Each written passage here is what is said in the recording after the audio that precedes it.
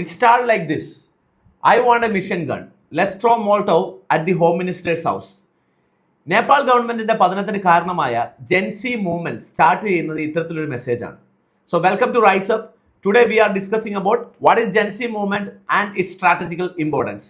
So എന്താണ് Gen Z മൂവ്മെന്റിന്റെ ഇത്രയും വലിയൊരു മൂവ്മെന്റ്, അല്ലെങ്കിൽ നേപ്പാളിലെ യൂത്ത് ഇത്രയും വലിയൊരു മൂവ്മെന്റിലേക്ക് പോവാൻ കാരണമായിട്ടുള്ള കാര്യങ്ങൾ എന്താണെന്ന് നമുക്ക് നോക്കാം.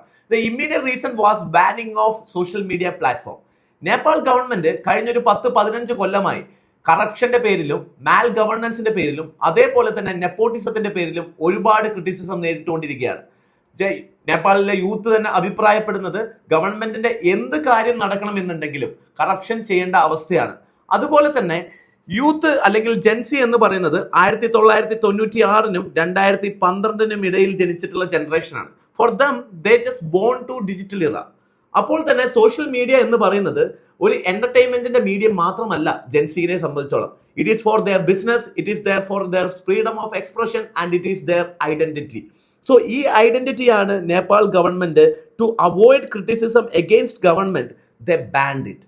സോ ഈ ഒരു ഇമ്മീഡിയറ്റ് ട്രിഗറിലോട് കൂടിയിട്ട് അപ്പോൾ അവൈലബിൾ ആയിട്ടുള്ള ഡിസ്കോഡ് പോലെയുള്ള ആപ്ലിക്കേഷനിലൂടെയും ടിക്ടോക്ക് പോലെയുള്ള ആപ്ലിക്കേഷനിലൂടെയാണ് ജെൻസി മൂവ്മെന്റ് ഒറിജിനേറ്റ് ചെയ്യുന്നതും ജെൻസി മൂവ്മെന്റ് ഇത്രയും യൂത്തിനെ നേപ്പാളിന്റെ ക്യാപിറ്റൽ കാഠ്മണ്ഡുവിലേക്ക് നമുക്ക് കൊണ്ടുവരാനും സാധിച്ചത് ജെൻസിയുടെ ഈ മൂവ്മെന്റിന്റെ ഭാഗമായിട്ടാണ്. സോ അനദർ ഇമ്പോർട്ടൻറ്റ് ഇഷ്യൂ എന്ന് പറയുന്നത് നിങ്ങൾ നോക്കുകയാണെന്നുണ്ടെങ്കിൽ ഈ ജെൻസി മൂവ്മെന്റിൽ ഏറ്റവും പ്രധാനമായിട്ട് നിങ്ങൾക്ക് കാണാൻ പറ്റും, ഇതൊരു പൊളിറ്റിക്കൽ പാർട്ടി ബേസ്ഡ് ആയിട്ടുള്ള മൂവ്മെന്റ് അല്ല. ജെൻസി ഒരു പ്രോ പൊളിറ്റിക്കൽ പാർട്ടിയോ അല്ലെങ്കിൽ ഒരു ഭരണത്തിലുള്ള പാർട്ടിയോ അല്ലെങ്കിൽ ഒരു ഓപ്പോസിഷൻ പാർട്ടിയോ ഭാഗമായിട്ട് വന്നിട്ടുള്ള ഒരു മൂവ്മെന്റ് അല്ല. തികച്ചും ഇൻഡിപെൻഡന്റ് ആയി യൂത്തിന്റെ ആവശ്യങ്ങൾക്കും മാൽ അഡ്മിനിസ്ട്രേഷനെതിരെയും സോ അൺഎംപ്ലോയ്മെന്റ് വരെയുള്ള പ്രോബ്ലങ്ങൾക്കെതിരെ ആയിട്ട് ഉയർന്നു വന്നിട്ടുള്ള ഒരു മൂവ്മെന്റ് തന്നെയാണ് ജെൻസി മൂവ്മെന്റ് എന്ന് നമുക്ക് കാണാൻ പറ്റും. അതുപോലെ തന്നെ ഹൈ വയലൻസ് ആയിരുന്നു ജെൻസി മൂവ്മെന്റിന്റെ സമയത്ത് കണ്ടെത്തിയിട്ടുണ്ടായിരുന്നത്.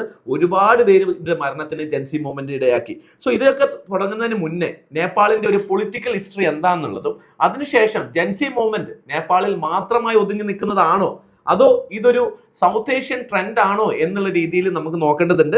സോ ലെറ്റ്സ് ഫസ്റ്റ് അണ്ടർസ്റ്റാൻഡ് എന്താണ് നേപ്പാളിന്റെ പൊളിറ്റിക്കൽ ഹിസ്റ്ററി എന്നുള്ളത്. 1951 നമ്മൾ എന്ത് ചെയ്തു എന്ന് വെച്ച് കഴിഞ്ഞാൽ before 1951 Nepal was ruled by monarchs ആയിരുന്നു. പക്ഷെ 1951 മൊണാർക്സിന്റെ റൂൾസ് അബോളിഷ് ചെയ്യും ശേഷം ഒരു ഡെമോക്രാറ്റിക് ഗവൺമെന്റ് അവിടെ വരികയുണ്ടായി. പക്ഷേ 1961 ആയപ്പോഴേക്കും അന്നത്തെ രാജാവ് കിങ് മഹേന്ദ്ര ആ പൊളിറ്റിക്കൽ പാർട്ടിയെ ബാൻ ചെയ്ത് 1961 തൊട്ട് ഒരു സെൻട്രലൈസ്ഡ് സിസ്റ്റം ഓഫ് ഗവർണൻസ് അവിടെ കൊണ്ടുവന്നു, which is called panchayats. So ഈ പഞ്ചായത്ത് എന്ന് പറയുന്നത് ഒരു സെൻട്രലൈസ്ഡ് സിസ്റ്റവും വളരെ ലിമിറ്റഡ് പൊളിറ്റിക്കൽ റെപ്രസെന്റേഷനും പൊതുവെ മൊണാർക്കിന്റെ ബേസ് ചെയ്തുള്ള എലീറ്റ് ക്ലാസ്സസ് മാത്രം വരുന്ന ഒരു ഗവൺമെന്റ് സിസ്റ്റം ആയിരുന്നു. പക്ഷേ 1990 ആയപ്പോഴേക്കും വീണ്ടും ഒരു people movements Jan Andolan start ചെയ്യുകയുണ്ടായി നേപ്പാളിൽ. സോ അങ്ങനെ ഈ പഞ്ചായത്ത് എന്ന് പറയുന്ന സെൻട്രലൈസ് സിസ്റ്റം എൻഡ് ചെയ്യുകയും ചെയ്തിട്ടുണ്ട് എന്നുണ്ടെങ്കിലും വീണ്ടും നടന്ന ഡെമോക്രാറ്റിക് സിസ്റ്റത്തിലും നമുക്ക് അവിടെ ഒരു റെപ്രസെന്റേഷൻ പ്രോപ്പർ ആയിട്ട് ഉണ്ടായിരുന്നില്ല. From 1996 onwards there is A Maoist movement against Nepal government and there was A huge protest which finally led to the end of monarchical government in 2008. So 2008 ഓട് കൂടിയിട്ട് നേപ്പാളിലെ മൊണാർക്കിയൽ ഗവൺമെന്റ് എൻഡ് ആവുകയും ശേഷം ഇങ്ങോട്ട് ഒരു democratic government system അവിടെ establish ചെയ്യുകയുണ്ടായി. പക്ഷേ ഡെമോക്രാറ്റിക് സിസ്റ്റം 2008 നമ്മൾ മൊണാർക്ക് എൻഡ് ആയതെങ്കിലും നേപ്പാൾ ഒരു കോൺസ്റ്റിറ്റ്യൂഷൻ അഡോപ്റ്റ് ചെയ്യുന്നത് 2015 ഒരുപാട് വർഷങ്ങൾക്ക് ശേഷം, ഒരുപാട് പ്രൊട്ടസ്റ്റുകൾക്ക് ശേഷമാണ്, ഒരുപാട് ക്രിട്ടിസൈസിന് ശേഷമാണ് നേപ്പാൾ ഒരു കോൺസ്റ്റിറ്റ്യൂഷൻ വരുന്നത്. ഈ നേപ്പാൾ കോൺസ്റ്റിറ്റ്യൂഷൻ വന്നപ്പം നേപ്പാളിന്റെ ബോർഡർ നിങ്ങൾ നോക്കുകയാണെന്നുണ്ടെങ്കിൽ സദേൺ സൈഡിൽ നിങ്ങൾക്ക് അറിയാം അല്ലെ, ഇന്ത്യയാണ്, ആൻഡ് നോർത്തേൺ സൈഡിൽ ചൈനയാണ്. ഈ സദേൺ സൈഡിൽ പോപ്പുലേറ്റഡ് ആയിട്ടുള്ള കമ്മ്യൂണിറ്റിന്റെ പേരാണ് മദേശി കമ്മ്യൂണിറ്റി എന്ന് പറയും. So Madhesi community means more towards Indian lineage ഉള്ള കമ്മ്യൂണിറ്റിയാണ് മദേശി കമ്മ്യൂണിറ്റി. സോ 2015 ഒരു എലക്ഷൻ അല്ലെങ്കിൽ കോൺസ്റ്റിറ്റ്യൂഷൻ വന്നപ്പം ഇവിടെ കോൺസ്റ്റിറ്റ്യുവൻസീസ് ഉണ്ടാക്കിയ സമയത്ത് ഈ മദേശി community they were majority in the southern side of Nepal become minority. So അതിന്റെ ഭാഗമായിട്ട് ഇവിടെ ഒരു ബ്ലോക്കേഡ് ഉണ്ടാകുകയും ഇതൊക്കെ ഇന്ത്യ എന്ന് പറയുന്ന ഗവൺമെന്റിനെതിരെ അല്ലെങ്കിൽ ഇന്ത്യക്കെതിരെ നേപ്പാൾ അല്ലെങ്കിൽ നോർത്തേൺ നേപ്പാൾസിൻ്റെ ചെറിയൊരു പ്രോബ്ലംസ് ഒക്കെ ഇവിടെ ക്രിയേറ്റ് ചെയ്യുന്നുണ്ടായി. സോ അതിന്റെ ഭാഗമായിട്ട് പിന്നീട് അങ്ങോട്ട് 2015 നിങ്ങൾ നോക്കുകയാണെന്നുണ്ടെങ്കിൽ വന്നിട്ടുള്ള നേതാവാണ്, പ്രൈം മിനിസ്റ്ററാണ് KP ശർമ്മ ഒലി. പക്ഷെ 2016 അദ്ദേഹം തിരിച്ചുപോയി, വീണ്ടും 2018 റീഇലക്ട് ആയി, വീണ്ടും 2021 റീഇലക്ട് ആയി. ഇപ്പം നമ്മൾ ഈ ഒരു ഗവൺമെന്റ് താഴെ വീഴുന്നവരെ പ്രൈം മിനിസ്റ്റർ എന്ന് പറയുന്നത് ശർമ്മ ഒലി തന്നെയായിരുന്നു. പക്ഷേ ഹൈലി കറപ്റ്റഡ് ആയിട്ടുള്ള ഒരു ഗവൺമെന്റ് ആയിരുന്നു ശർമ്മ ഒലിയുടെ ഗവൺമെന്റ്. അതുപോലെ തന്നെ നിങ്ങൾ ഈ ബാക്ക്ഗ്രൗണ്ടിന്റെ നോക്കുകയാണെന്നുണ്ടെങ്കിൽ ഇതിന്റെ ഏറ്റവും വലിയ ഇമ്പോർട്ടന്റ് ആസ്പെക്ട്സ് നേപ്പാളിലെ അൺഎംപ്ലോയ്മെന്റ് റേറ്റ് തന്നെയാണ്. ജെൻസിക്ക് നേപ്പാളിൽ അൺഎംപ്ലോയ്മെന്റ് അല്ലെങ്കിൽ നേപ്പാളിനെ സംബന്ധിച്ചോളം നേപ്പാളിൽ ജോബ്സ് ക്രിയേറ്റ് ചെയ്യപ്പെടുന്നില്ല എന്ന് വലിയൊരു പ്രോബ്ലം നേപ്പാളിൽ ഉണ്ടായിരുന്നു. നേപ്പാളിന്റെ ഒരു ജോഗ്രഫിക്കൽ പൊസിഷൻ നിങ്ങൾ നോക്കുകയാണെന്നുണ്ടെങ്കിൽ നേപ്പാൾ എന്ന് പറയുന്നത് എന്താണ്, ചൈനയും ഇന്ത്യയും ബൗണ്ടഡ് ആയിട്ടിരിക്കുന്ന ഒരു രാജ്യമാണ് Nepal. So Nepal is completely A land locked country. അതുകൊണ്ട് തന്നെ നേപ്പാളിൽ വലിയ വലിയ ഇൻഡസ്ട്രീസോ അല്ലെങ്കിൽ വലിയ വലിയ എംപ്ലോയ്മെന്റ് ഓപ്പർച്യൂണിറ്റീസും വളരെ കുറവായിരുന്നു. പക്ഷേ നേപ്പാളിൽ നിന്ന് പുറത്തു പോകാൻ വേണ്ടി ആളുകൾ ശ്രമിക്കുന്നുണ്ടെങ്കിൽ ഒരുപാട് പേര് നേപ്പാളിന്റെ പുറത്തു പോയിട്ടാണ് ജോലി ചെയ്യുന്നത്. നിങ്ങൾക്കറിയാം, ഒരുപാട് പേര് ഇന്ത്യയിലുണ്ട്, അതുപോലെ തന്നെ വിദേശ രാജ്യങ്ങളിൽ പോയി ജോലി ചെയ്യുന്നു. പക്ഷെ വിസ പോലെയുള്ള പ്രോസസ്സ് നേപ്പാളിൽ നിന്ന് കിട്ടാൻ വേണ്ടി ഇവർ അപ്ലൈ ചെയ്യുമ്പോൾ ഗവൺമെന്റിന്റെ അടുത്ത് നിന്ന് വളരെ കറപ്റ്റഡ് ആയിട്ടുള്ള ബിഹേവിയറും ഗവൺമെന്റിന് വിസ പ്രോസസ്സിംഗ് വളരെ ഡിലേ ആവുകയും അല്ലെങ്കിൽ പാസ്പോർട്ട് പോലെയുള്ള മറ്റ് വെരിഫിക്കേഷൻ ഡോക്യുമെന്റ്സ് നോക്കുമ്പോൾ കൈക്കൂലി കൊടുക്കാതെ ഒരു കാര്യം നടക്കില്ല എന്ന സ്ഥിതിയായിരുന്നു നേപ്പാളിലെ ഒരു ഗവർണൻസിന്റെ അവസ്ഥ എന്ന് പറയുന്നത്. ഇതോടുകൂടി തന്നെ നിങ്ങൾ കറപ്ഷന്റെ അല്ലെങ്കിൽ ട്രാൻസ്പെറൻസി ഇന്റർനാഷണലിന്റെ കറപ്ഷൻ ഇൻസിഡൻസിന്റെ റാങ്കിങ് നോക്കുകയാണെങ്കിൽ 107th ആണ് നേപ്പാളിന്റെ റാങ്കിങ് വരുന്നത് out of 180 countries. So that means almost highly corrupted ആയിട്ടുള്ള ഒരു സ്റ്റേറ്റ് ആണ് നേപ്പാൾ എന്ന് പറയുന്നത്. അത് മാത്രമല്ല, എംപ്ലോയ്മെന്റ് ഓപ്പർച്യൂണിറ്റീസ് വളരെ കുറവുള്ള അല്ലെങ്കിൽ ഇൻഡസ്ട്രിയൽ പോസിബിലിറ്റീസ് ഹിമാലയം എന്ന് പറയുന്ന റീജിയനും സെസമിക് സോൺ ആക്റ്റീവ് ആയതുകൊണ്ട് തന്നെ ഫ്രീക്വന്റ് ഡിസാസ്റ്റർ വരുന്ന സോൺ കൂടിയാണ്. നിങ്ങൾക്കറിയാം നേപ്പാളിൽ എന്ത് വന്നിട്ടുണ്ട്, പ്രീവിയസ്ലി വലിയ വലിയ എർത്ത് ക്വേക്സ് വന്നിട്ടുണ്ട്. സോ ഒരുപാട് ഡിസാസ്റ്റേഴ്സ് റിപ്പീറ്റഡ് ആയിട്ട് വരുന്നതും അതുപോലെ തന്നെ ഇൻഡസ്ട്രീസിന് അത്രമേൽ എന്ത് ചെയ്യാൻ പറ്റില്ല, എസ്റ്റാബ്ലിഷ് ചെയ്യാൻ പറ്റാത്തൊരു തരം ജോഗ്രഫിയാണ് നേപ്പാളിൻ്റെത്. അതുകൊണ്ട് തന്നെ അൺഎംപ്ലോയ്മെന്റ് വളരെ കൂടുതലായിരുന്ന നേപ്പാളിൽ ആളുകൾക്ക് എംപ്ലോയ്മെന്റ് ഓപ്പർച്യൂണിറ്റീസും കിട്ടുന്നില്ല, ആളുകൾക്ക് പുറത്തു പോകാനും പറ്റുന്നില്ല. പിന്നെ ഇതുപോലെയുള്ള സോഷ്യൽ മീഡിയ ബാൻ ചെയ്ത് കഴിഞ്ഞപ്പം പുറത്തു പോയ ആളുകൾ അല്ലെങ്കിൽ നേപ്പാളിലുള്ള ആളുകളുമായി കമ്മ്യൂണിക്കേറ്റ് ചെയ്തുകൊണ്ടിരുന്നത് ഈ സോഷ്യൽ മീഡിയ പ്ലാറ്റ്ഫോമിലൂടെയായിരുന്നു, അല്ലെ? ഇപ്പൊ നമ്മൾ ഇൻസ്റ്റാഗ്രാമിലുള്ള വീഡിയോ കോൾസ് പോലെയുള്ള ആപ്ലിക്കേഷൻസ് ഉപയോഗിച്ചിട്ടായിരുന്നു ഈ പുറത്തുപോയ ആളുകൾ എന്ത് ചെയ്യുന്നത്, ഈ നേപ്പാളിലുള്ള ആളുകളുമായി കമ്മ്യൂണിക്കേറ്റ് ചെയ്തിരുന്നത്. ഇത് സോഷ്യൽ മീഡിയ ബാനോട് കൂടിയിട്ട് ഈ കമ്മ്യൂണിക്കേഷൻ അവിടെ നിൽക്കുന്നുണ്ട്. ഇതൊക്കെ ജെൻസികളെ എന്ത് ചെയ്യുന്നുണ്ട്, അല്ലെങ്കിൽ ആ നേപ്പാൾ യൂത്തിനെ ഡിസ്റ്റർബ് ചെയ്യുന്നുണ്ട്. ഇതിലൊക്കെ ഉപരി നേപ്പാൾ യൂത്തിനെ ഡിസ്റ്റർബ് ചെയ്ത ഏറ്റവും വലിയ ഫാക്ടർ എന്താണെന്ന് വെച്ച് കഴിഞ്ഞാൽ നേപ്പാളിലെ യൂത്തിന് ജോലിയില്ല, അൺഎംപ്ലോയ്മെന്റ് ആണ്, അവർക്ക് പ്രോപ്പർ ആയിട്ടുള്ള ഇൻകം കിട്ടുന്നില്ലാത്ത ഈ സമയത്ത് നേപ്പാളിന്റെ നെപ്പോ കിഡ്സ് അല്ലെങ്കിൽ nepo babies or nepo kids ഹാഷ്ടാഗോടുകൂടി ജെൻസി വിളിച്ചിട്ടുള്ള പൊളിറ്റീഷ്യൻസിന്റെ മക്കൾ അല്ലെങ്കിൽ എലീറ്റ് ക്ലാസിന്റെ മക്കൾ ഫ്രീക്വന്റ് ആയിട്ട് ഫോറിൻ ട്രിപ്പിന് പോവുകയും ഒരുപാട് ഫോട്ടോസും അല്ലെങ്കിൽ അവരുടെ പൈസ വെച്ച് അവർ ഒരുപാട് എൻജോയ് ചെയ്യുന്നത് സോഷ്യൽ മീഡിയയിൽ ഇടുന്നുണ്ടായി. ഇതിനെതിരെ യൂത്ത് അല്ലെങ്കിൽ നേപ്പാളിലെ യൂത്ത് വലിയ പ്രൊട്ടസ്റ്റ് തന്നെയാണ്. അവർ they were very discontented and relatively deprived. കാരണം എന്താണെന്ന് വെച്ച് കഴിഞ്ഞാൽ ഇവർ നോക്കുമ്പം ഇവർ കറപ്റ്റ് ചെയ്ത പൈസയും കൊണ്ടാണ് നെപ്പോ കിഡ്സ് വളരെ സുഖമായിട്ട് ജീവിക്കുന്നു. സോ ഇതിനെതിരെ ഇവരുടെ ഈ ലൈഫ് സ്റ്റൈലിനെതിരെ അല്ലെങ്കിൽ നെപ്പോ കിഡ്സ് ബേബിക്കെതിരെ സോഷ്യൽ മീഡിയയിൽ വലിയൊരു പ്രൊട്ടസ്റ്റ് തന്നെ ഉയർന്നു വന്നിട്ടുണ്ടായിരുന്നു under the hashtag of നെപ്പോ babies and നെപ്പോ kids. So അതേപോലെ തന്നെ റിപ്പീറ്റഡ് ആയ ഗവൺമെന്റ് ഇലക്ഷൻ വന്ന സമയത്തും ഗുഡ് ഗവർണൻസ് പ്രോമിസ് ചെയ്തിട്ടുണ്ടായിരുന്നെങ്കിലും ഈ ഗുഡ് ഗവർണൻസ് നേപ്പാളിൽ എന്ത് ചെയ്തിട്ടില്ല, മൊണാർക്കിന് ശേഷം അല്ലെങ്കിൽ എന്ത് ചെയ്യുക, ഈ ഒരു പുതിയ കോൺസ്റ്റിറ്റ്യൂഷൻ വന്നതിന് ശേഷം പോസിബിൾ ആയിട്ടില്ല എന്നുള്ളത് തന്നെയാണ്. അതുകൊണ്ട് തന്നെ ഹിസ്റ്റോറിക്കലി നോക്കുകയാണെന്നുണ്ടെങ്കിൽ വളരെ പൊളിറ്റിക്കലി ഡിസ്റ്റെബിലൈസ്ഡ് ആയിട്ടുള്ള രാജ്യം തന്നെയാണ് നേപ്പാൾ. കഴിഞ്ഞ ഏകദേശം ഒരു 2 ഡെക്കേഡിന്റെ ഉള്ളിൽ 13 ഗവൺമെന്റുകളാണ് ഏകദേശം നേപ്പാളിൽ മാറി വന്നിട്ടുള്ളത് എന്നുള്ളതാണ് നേപ്പാളിന്റെ പ്രത്യേകത. അത്രയും പൊളിറ്റിക്കലി ഡീസ്റ്റെബിലൈസ്ഡ് ആയിട്ടുള്ള ഒരു രാജ്യമാണ് നേപ്പാൾ. ഇനി നിങ്ങൾ നോക്കുകയാണെന്നുണ്ടെങ്കിൽ തന്നെ ഒരുപാട് ആളുകൾ എന്ത് ചെയ്യുന്നു എന്ന് വെച്ച് കഴിഞ്ഞാൽ ഇപ്പം ആളുകൾക്ക് ഈ ഗവൺമെന്റ് ഡെമോക്രാറ്റിക് ഇൻസ്റ്റിറ്റ്യൂഷൻസിനോടുള്ള ഒരു ട്രസ്റ്റ് പോവുകയും ഒരു section of Nepal youth monarchial ഗവൺമെന്റിലേക്ക് തിരിച്ചു പോകണം എന്ന് അവകാശപ്പെടുന്നുണ്ട്. പക്ഷേ ഇതേ സമയം തന്നെ ഒരു section of youth monarchial government എന്ന് പറയുന്നത് കഴിഞ്ഞ കഥയാണ്, അങ്ങനെ ഒരു പോസിബിലിറ്റി ഇനി ഇല്ല എന്ന് പറയുന്ന ഒരു സെക്ഷൻ ഓഫ് യൂത്ത് നിലനിൽക്കുന്നുമുണ്ട്. പക്ഷെ ഹവർ ഈ ഒരു ഡെമോക്രാറ്റിക് ഇൻസ്റ്റിറ്റ്യൂഷൻസിനെതിരെയുള്ള ഡിസ്കണ്ടന്റ് യൂത്തിന്റെ ഇടയിൽ വളരെ എവിഡന്റ് ആണ് എന്ന് നമുക്ക് ഈ പ്രൊട്ടസ്റ്റിൽ കാണാൻ പറ്റും. ഇതിലൊക്കെ ഉപരി നിങ്ങൾ ഇതിനകത്ത് മനസ്സിലാക്കേണ്ടത് ഇത്തരത്തിൽ യൂത്തിന്റെ പ്രൊട്ടസ്റ്റ് നേപ്പാളിൽ വന്നു എന്ന് പറയുമ്പോൾ ഇത് നേപ്പാളിൽ മാത്രം വരുന്ന ഒരു പ്രൊട്ടസ്റ്റ് ആണോ അല്ലെങ്കിൽ ഇത് നേപ്പാളിന്റെ മാത്രം പ്രോബ്ലം ആണോ എന്നുള്ളത് നമ്മൾ ചിന്തിക്കേണ്ടിയിരിക്കുന്നു. സോ ഇതിന് ഏറ്റവും വലിയ എവിഡൻസ് എന്ന് പറയുന്നത് വേൾഡ് ബാങ്ക് 2024 ഒരു വാർണിംഗ് ഇറക്കിയിട്ടുണ്ട്. അതായത് South Asia because of unemployment വലിയൊരു പ്രോബ്ലത്തിലേക്ക് പോകുന്ന ഒരു സോണായി മാറും എന്നുള്ളതാണ്. So 2024 South World Bank want that South Asia was on a path that risk its squandering its demographic dividend growth.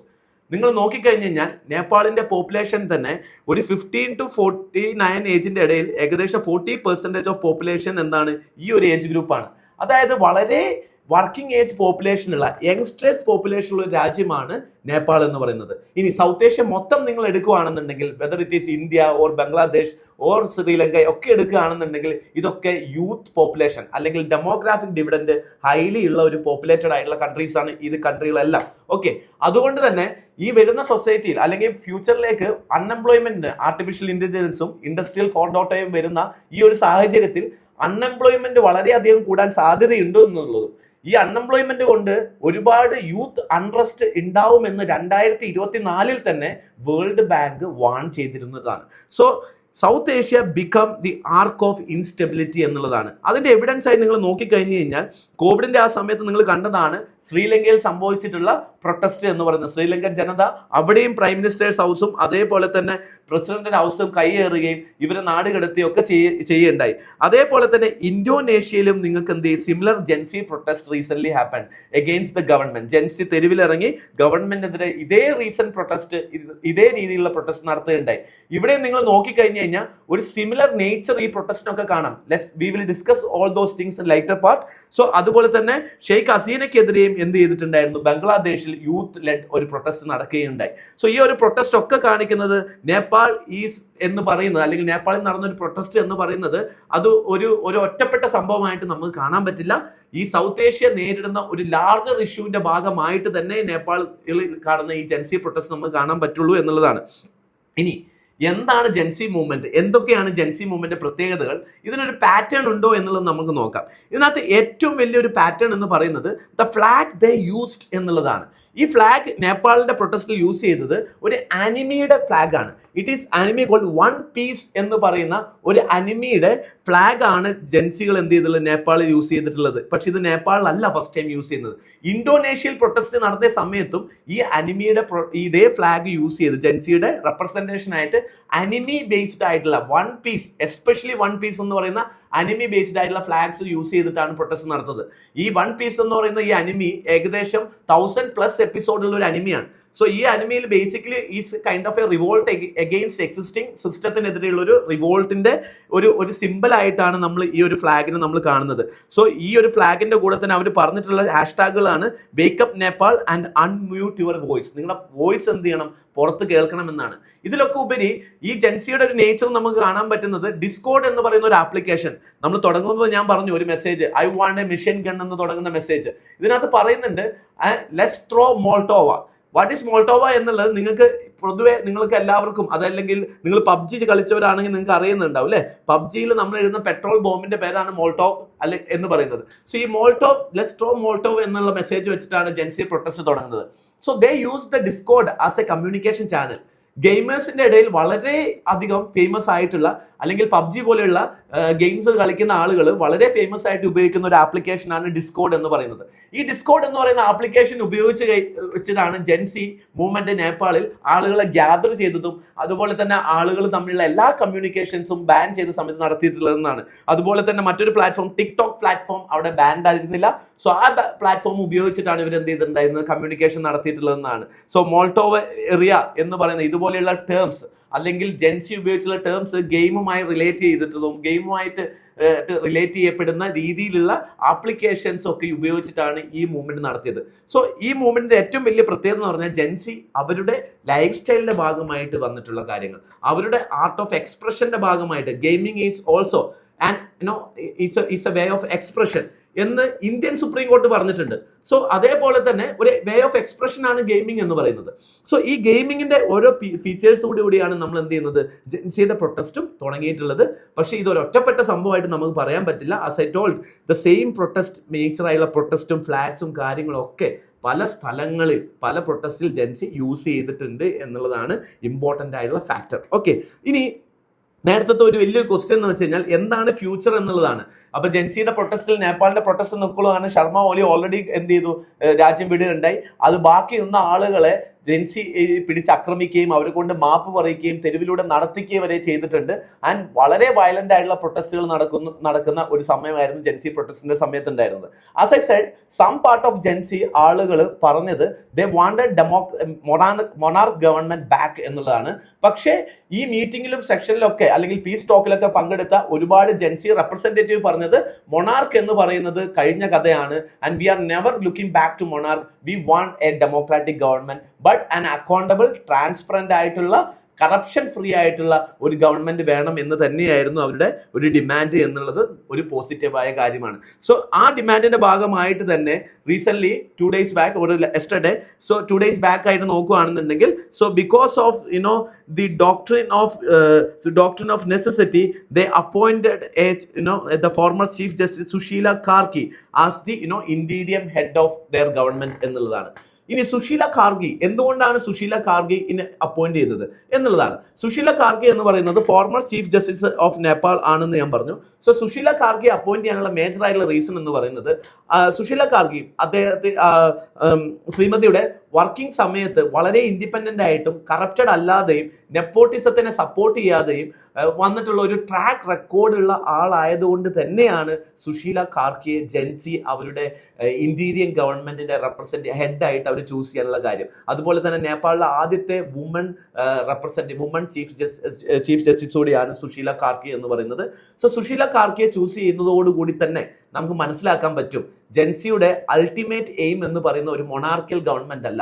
They want A transition, they want a democratic government, but the government which is accountable to the people, a government which is open to the people, and a government which is transparent and facilitating the need and requirement of the citizen of Nepal എന്നുള്ളത് നമുക്ക് മനസ്സിലാക്കാൻ പറ്റും when they appointed or when they suggested Sushila Karki as the head of the Indian government എന്നുള്ളതാണ്. So അത്രയും track record ഉള്ള ഒരു വ്യക്തിയാണ് നമുക്ക് നേപ്പാൾ ഗവൺമെന്റ് അല്ലെങ്കിൽ നേപ്പാളിലെ ജെൻസി ചൂസ് ചെയ്തു എന്നുള്ളത് കൊണ്ട് നമുക്ക് പറയാൻ പറ്റും. ഇനി നേപ്പാൾ എന്തുകൊണ്ടാണ് ഇതിനകത്ത് പല ഡിലമകൾ വരുന്നത്. ഇപ്പൊ basically the previous government Sharma ഓലിനെ നോക്കുകയാണെന്നുണ്ടെങ്കിൽ നമുക്ക് ഇതിനകത്തൊരു സ്ട്രാറ്റജിക്കൽ ഡൗട്ട്. നേപ്പാളിനെ സംബന്ധിച്ചോളം Nepal is completely land locked and it is an Himalayan country.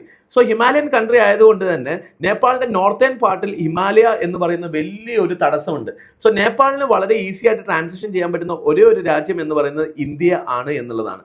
However, as I told, 2015 ഒരു വെർച്വൽ അല്ലെങ്കിൽ ഒരു ഇൻഫോർമൽ ബ്ലോക്കേഡിന്റെ ഭാഗമായിട്ട് തന്നെ നേപ്പാൾ ഗവൺമെന്റ് അല്ലെങ്കിൽ ഇത് present Sharma Ollie government is more lenient towards China എന്നുള്ളതാണ്. ചൈനയുമായിട്ടാണ് കൂടുതൽ അടുപ്പം, അല്ലെങ്കിൽ ചൈനയുമായിട്ട് വളരെ കൂടുതൽ അടുപ്പമുള്ള ഒരു ഗവൺമെന്റ് ആയിരുന്നു ശർമ്മ ഓലിന്റെ ഗവൺമെന്റ്. ഇന്ത്യയുമായിട്ട് അത്ര രസത്തിലല്ല. അത് നമുക്ക് പല സിറ്റുവേഷനിൽ നിങ്ങൾക്ക് മനസ്സിലാക്കാൻ പറ്റും. ചൈനയുടെ 2020 കാർട്ടോഗ്രാഫിക് അഗ്രഷൻ അല്ലെ. സോ ചൈന എന്ത് ചെയ്യുന്നു, ചൈനയുടെ മാപ്പ് മാറ്റിയിട്ട് പല ഇന്ത്യൻ സ്ഥലങ്ങളും ലിപ് ലേക്ക് പോലെയുള്ള സ്ഥലങ്ങളൊക്കെ അത് നേപ്പാളിന്റെ ഭാഗമായിട്ട് ക്ലെയിം ചെയ്യുന്നുണ്ടായി. കാർട്ടോഗ്രാഫിക് അഗ്രഷനിലൂടെ എന്ത് ചെയ്തിട്ടുണ്ടായിരുന്നു, ഇന്ത്യയെ അറ്റാക്ക് ചെയ്യുന്ന രീതിയിലേക്കുള്ള മൂവ്മെന്റ്സ് ചൈന അല്ലെങ്കിൽ നേപ്പാൾ കാണിച്ചിട്ടുണ്ടായിരുന്നു. സോ നേപ്പാളിനെ സംബന്ധിച്ചോളം ഹവർ ചൈനയുമായിട്ടാണ് ലീനിയേജ് എന്നുണ്ടെങ്കിലും നേപ്പാളിനെ സംബന്ധിച്ചോളം വിതൗട്ട് ഇന്ത്യ നേപ്പാളിനെ സർവൈവ് ചെയ്യുക എന്നുള്ളത് വളരെ ഡിഫിക്കൽട്ടാണ്. ബിക്കോസ് ദ ആക്സസിബിലിറ്റി ഫാക്ടർ, ചൈനയിലേക്ക് ഉള്ള ഒരു കണക്ടിവിറ്റി പ്രോബ്ലം ഇവിടെ നേപ്പാളിൽ നിങ്ങൾക്ക് കാണാൻ പറ്റും. അപ്പൊ ഇവിടെ ഒരു എക്സ്റ്റേണൽ ഫാക്ടറിന്റെ ഒരു ഇൻഫ്ലുവൻസ് ഉണ്ടോ എന്നുള്ളതായിരുന്നു ഡിപ്ലോമാറ്റിക് കമ്മ്യൂണിറ്റിയുടെ ഇടയിൽ വലിയൊരു discussion. Is there any external influence, is there any influence from the power struggle ഉണ്ടോ എന്നുള്ളതാണ്. ചൈനയും ഇന്ത്യയും തമ്മിലുള്ള പവർ സ്ട്രഗിൾ ഉണ്ടോ എന്നുള്ളതാണ്. പക്ഷെ ഇവിടെ ഒരു പവർ സ്ട്രഗിളിന്റെ പോസിബിലിറ്റീസ് നമുക്ക് കുറച്ചുകൂടി ഒക്കെ ഒഴിവാക്കാൻ പറ്റും. Because it's truly an internal matter. രണ്ടാമത്തെ കാര്യം, ശർമ്മ ഓലി ചൈനയുമായിട്ടാണ് അടുത്ത് നിൽക്കുന്നത് എന്നുണ്ടെങ്കിൽ പോലും ഇപ്പോഴത്തെ ഒരു strategical situations, global order situations നോക്കിക്കഴിഞ്ഞു കഴിഞ്ഞാൽ you can see a shift of global order that is the coming up of RIC, that is Russia India China axis എന്ത് ചെയ്തുകൊണ്ടിരിക്കുകയാണ്, സ്ട്രോങ് ആയിരിക്കുകയാണ്. ഇൻ ദി വേക്ക് ഓഫ് ട്രംപിനെതിരെ അല്ലെങ്കിൽ US-ന്റെ tariff അല്ലെങ്കിൽ trade വാറിനെതിരെ ഉള്ള പോളിസിയുടെ ഭാഗമായിട്ട് റഷ്യ ഇന്ത്യ ചൈന സ്ട്രോങ് ആയിക്കൊണ്ടിരിക്കുകയാണ് ആ relation. So there is a shift of power axis to the east. So അത്തരത്തിലുള്ള ഷിഫ്റ്റ് നടക്കുന്ന സമയത്ത് when India and China become close, then Nepal lose its relevance. Basically ഇന്ത്യയും ചൈനയും ഒരു പ്രോബ്ലത്തിലേക്ക് പോകുമ്പോൾ, അല്ലെങ്കിൽ is there any condensation between India and China, then the relevance of Nepal is more. But when India and China become close, relevance of Nepal is not there എന്നുള്ളതാണ്. So നേപ്പാളിനെ സംബന്ധിച്ചോളം ഇന്ത്യയും China ഒന്നിച്ച് വന്നു കഴിഞ്ഞാൽ പിന്നെ നേപ്പാളിന് ഒരു സ്ട്രാറ്റജിക്കൽ പവർ അവിടുന്ന് പൊതുവെ നഷ്ടപ്പെടും എന്നുള്ളതാണ്. അതുപോലെ തന്നെ ചൈനയെ സംബന്ധിച്ചോളം why this particular protest is worrying four China is that ഇങ്ങനെ ഒരു പ്രൊട്ടസ്റ്റ് ഉണ്ട് കഴിഞ്ഞ് കഴിഞ്ഞാൽ it will impact China's interest in the Tibet. So ഇങ്ങനെയുള്ള ഒരു പ്രൊട്ടസ്റ്റ് ടിബറ്റിലേക്ക് കൂടി നീങ്ങിക്കഴിഞ്ഞു കഴിഞ്ഞാൽ അത് ചൈനയുടെ ഓൾറെഡി ഒരു കണ്ടസ്റ്റഡ് ആയിട്ടുള്ള ഒരു പ്ലേസ് ആണ് ടിബറ്റ് എന്ന് പറയുന്നത്. അവിടെ ചൈനയുടെ സ്ട്രാറ്റജിക്കൽ ഇൻട്രസ്റ്റ് നഷ്ടപ്പെടും. അതുകൊണ്ട് ചൈന ഫാക്ടറിന് ഇവിടെ റീസൺ ഇല്ല. കാരണം ഓൾറെഡി എന്താണ്, Sharma Oli government already pro ചൈനയാണ്, പ്രോ ഇന്ത്യ അല്ല. സോ അതേപോലെ തന്നെ പ്രോ ചൈന ആയതുകൊണ്ട് തന്നെ ചൈനയ്ക്ക് അവിടെ ആവശ്യമില്ല. ഇനി ഇന്ത്യയുടെ ഭാഗത്തുനിന്ന് ഒരു പ്രൊട്ടസ്റ്റ് മൂവ്മെന്റ് ഉണ്ടാവും നോക്കി കഴിഞ്ഞു കഴിഞ്ഞാൽ as you can see that it is completely an internal movement.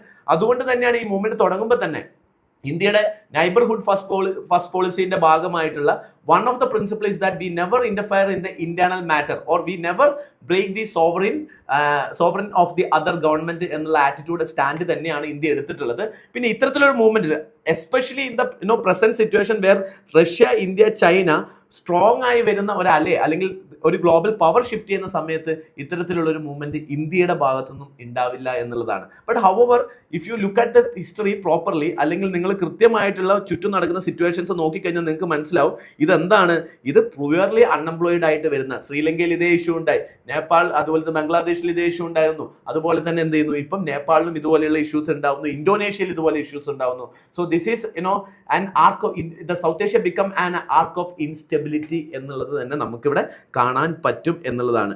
ഇന്ത്യക്കുള്ള security problems എന്താണ് എന്നുള്ളത് നമുക്ക് നോക്കാം. ഇന്ത്യക്കും ഇതുകൊണ്ട് ഒരുപാട് പ്രോബ്ലംസ് ഉണ്ടാവുന്നുണ്ട്. Because if such A kind of imbalance happens in the region, it will automatically impact India's economical interest, strategical interest, അതുപോലെ തന്നെ ഇന്ത്യയുടെ energy security. Because Nepal has high potential of hydro electricity and we have lot of projects in the Nepal also. So project Arun പോലെയുള്ള ഒരുപാട് project നേപ്പാളിലുണ്ട്. അതുപോലെ തന്നെ നേപ്പാളുമായിട്ടുള്ള trade നോക്കുകയാണെന്നെങ്കിൽ ഇന്ത്യക്ക് എന്താണ്, positive trade ആണ് വന്നിട്ടുള്ളത്. അപ്പം ഇത് ഇന്ത്യയെ സംബന്ധിച്ചോളം ഇന്ത്യയുടെ ഒരു ഇമ്മീഡിയറ്റ് സെക്യൂരിറ്റി റെസ്പോൺസ് എന്ന് പറയുന്നത് tightening the security in the border areas എന്നുള്ളത് തന്നെയായിരുന്നു. SSB ആണ് ഇന്ത്യ നേപ്പാൾ ബോർഡർ എന്ന് പറയുന്നത് നമ്മൾ നോക്കുന്നത്. സോ 1751 കിലോമീറ്റർ ബോർഡർ ഉണ്ട്. So we started tightening the security aspects to avoid the refugee influx to India. അതുപോലെ തന്നെ proper monitoring, social media fake newses ഉണ്ടോ എന്നുള്ള രീതിയിലുള്ള പ്രോപ്പർ മോണിറ്ററിംഗ് നമ്മൾ സ്റ്റാർട്ട് ചെയ്തിട്ടുണ്ട്. ആൻഡ് ഹ്യൂമാനിറ്ററിയൻ കൺസേൺസ് ആയിട്ട് വരുന്നത് റെഫ്യൂജി ഇൻഫ്ലക്സ് ആണ്. As you not that India is never signed and 1951 refugee convention. ഇതുവരെ പോലെയുള്ള ഒരു മൂവ്മെന്റ് ഉണ്ടായി കഴിഞ്ഞു കഴിഞ്ഞാൽ ഇന്ത്യയിലേക്ക് മാസ് ആൻഡ് മിക്സ്ഡ് ഇൻഫ്ലക്സ് വരാനുള്ള ചാൻസ് ആണ്. What is mass and mixed influx? So ഒരു മാസ് ആൻഡ് മിക്സ്ഡ് ഇൻഫ്ലുവൻസ് വന്നു കഴിഞ്ഞാൽ, അതായത് ഒരുപാട് ആളുകൾ, മിക്സ്ഡ് എന്ന് പറയുമ്പോൾ എന്ത് ചെയ്യും, ഇതിന്റെ കൂടെ തന്നെ ഒരുപാട് ക്രിമിനൽസും ഇന്ത്യയിലേക്ക് കയറി പറ്റാനുള്ള ചാൻസസ് ഉണ്ട് അല്ലെ. സോ ഈ ഒരു മിക്സ്ഡ് ഇൻഫ്ലുവൻസ് ഇന്ത്യക്ക് വറി ആയിട്ടുള്ള ഒരു ഫാക്ടർ തന്നെയാണ്. അതുകൊണ്ട് തന്നെയാണ് ഇന്ത്യ എന്ത് ചെയ്യുന്നത്, ഇന്ത്യ ബോർഡർ സെക്യൂരിറ്റീസ് അതുപോലെ തന്നെ ഹ്യൂമൻ ട്രാഫിക്കിംഗ് റിസ്കുകളൊക്കെ വളരെയധികം ഇമ്പോർട്ടൻ്റ് ആയിട്ട് നോക്കേണ്ടതുണ്ട്. നേപ്പാളി വുമൺ അല്ലെങ്കിൽ എന്ത് ചെയ്യുന്നുണ്ട്, ഒരുപാട് പേര് the crisis existing vulnerability of 5,000 to 10,000 Nepali women and girls trafficked annually എന്നുള്ളതാണ്. സോ ഇങ്ങനെയുള്ള ഹ്യൂമൻ ട്രാഫിക്കിംഗ് ആൻഡ് മിക്സഡ് ആയിട്ടുള്ള ക്രിമിനൽസ് കൂടി എന്ത് ചെയ്യുന്നു, ഇതിലൂടെ വരുന്നു. അതുപോലെ തന്നെ ജെൻസി അറ്റാക്ക് ദ പ്രിസൺസ്, അവിടുന്ന് കുറെ ഇൻമേറ്റ്സ് രക്ഷപ്പെട്ടിട്ടുണ്ട്. So we have a fear that they come to India because it's very difficult to move to northern side of the Nepal. So easy side എന്ന് പറയുന്നത് എന്താണ്, ബെറ്റർ സൈഡ് ടെറൈ റീജൻ ആയതുകൊണ്ട് തന്നെ easy side എന്ന് പറയുന്നത് സദേൺ റീജൻ ആണ്. So അത് ഇന്ത്യയുടെ ഒരു പ്രോബ്ലം ആണ്. പക്ഷെ എക്കണോമിക്കൽ ഡിപ്പെൻഡൻസ് നോക്കുകയാണെന്നുണ്ടെങ്കിൽ ഇന്ത്യക്ക് സംബന്ധിച്ചോളം, നേപ്പാളിനെ സംബന്ധിച്ചോളം നേപ്പാളിനെ സംബന്ധിച്ച് ഇന്ത്യ ഇല്ലാതെ പറ്റില്ല എന്ന് തന്നെ നമുക്ക് പറയാൻ പറ്റും. കാരണം നേപ്പാളിന്റെ ട്രേഡ് ഡിപ്പെൻഡൻസി നോക്കുകയാണെങ്കിൽ 64% ഓഫ് ദി ഇന്ത്യന്റെ നേപ്പാളിന്റെ ട്രേഡും ഇന്ത്യ ആയിട്ടാണ്. അതായത് almost 2/3 of Nepal trades is actually happening with India. അതുകൊണ്ട് തന്നെ വളരെയധികം ഡിപ്പെൻഡഡ് ആണ് നേപ്പാൾ ഇന്ത്യയിൽ. അതേപോലെ തന്നെ നേപ്പാളിന്റെ ഓൾമോസ്റ്റ് 100% ഓയിൽ ട്രേഡും അല്ലെങ്കിൽ നേപ്പാളിന്റെ 100% ഓയിൽ റിക്വയർമെന്റും നേപ്പാൾ സോഴ്സ് ചെയ്യുന്ന ഇന്ത്യയിലാണ്. സോ 2015 ബ്ലോക്കേഡിന് ശേഷമാണ് and Nepal started buying some oil from China also, so to reduce that dependency. പക്ഷെ ഹവർ എന്താണ്, ഈ ഡിപ്പെൻഡൻസി കുറയ്ക്കുക എന്നുള്ളത് വളരെ ബുദ്ധിമുട്ടാണ്. അതുപോലെ തന്നെ നേപ്പാളിലേക്കുള്ള ഇൻവെസ്റ്റ്മെന്റ് നോക്കുകയാണെന്നുണ്ടെങ്കിലും 1/3 of Nepal investment FDI comes from India എന്ന് നിങ്ങൾക്ക് കാണാൻ പറ്റും. And the balance of trade നോക്കുക കഴിഞ്ഞാൽ it is favourable to India. So trade deficit ആണ് നേപ്പാളിൽ വരുന്നത്.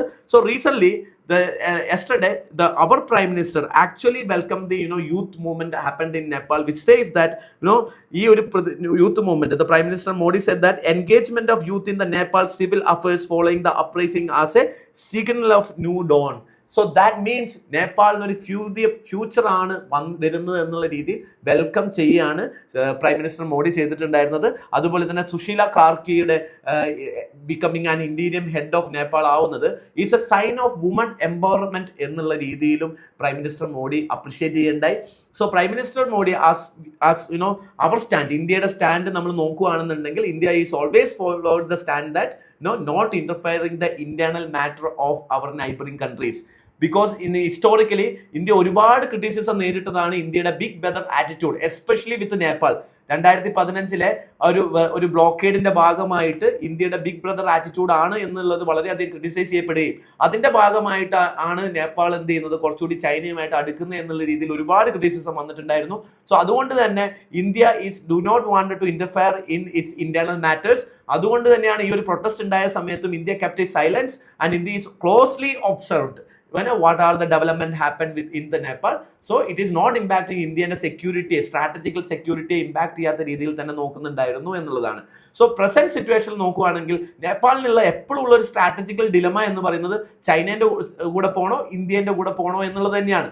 സോ ബിക്കോസ് ചൈനയുടെ കൂടെ പോകുമ്പോൾ ഒരു സെൻട്രലൈസേഷൻ ടെൻഡൻസി ഉണ്ട്, ഇന്ത്യന്റെ കൂടെ പോകുമ്പോൾ ഡെമോക്രാറ്റിക് ഗവൺമെന്റ് ആണ് ഇന്ത്യ പ്രൊപ്പഗേറ്റ് ചെയ്യാറുള്ളത്.